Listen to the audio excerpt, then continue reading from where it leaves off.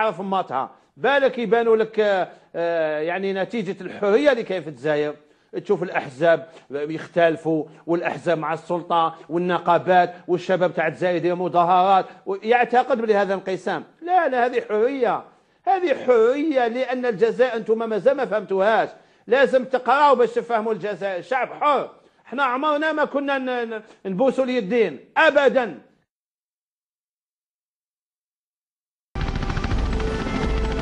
ها هو روبير لاكوست وقد جاء ليتأكد من أن العمل يجري على نحو جيد.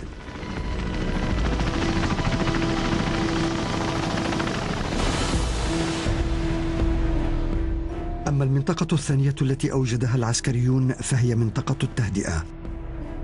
في هذه المنطقة أيضا سلح الوزير الشعب ليحمي نفسه من مقاتلي جيش التحرير الوطني. أعلنوا ولاءهم له وقبلوا يده. لم يفهم لاكوست المقاوم السابق أن النظام العالمي القديم يوشك على التغير. شعب حر، احنا عمرنا ما كنا نبوسوا اليدين أبدا. سلح الوزير الشعب ليحمي نفسه من مقاتلي جيش التحرير الوطني. أعلنوا ولاءهم له وقبلوا يده وقبلوا يده وقبلوا يده. شعب حر، احنا عمرنا ما كنا نبوسوا اليدين أبدا. يدين لان اكل مدوا يديهم، ما قدرش هولندا ما قدرش يبوسوا معنا اكل، بالتالي لا يمكن اليدين هكذا وجمعتوا مع بعضهم وسلمت عليهم.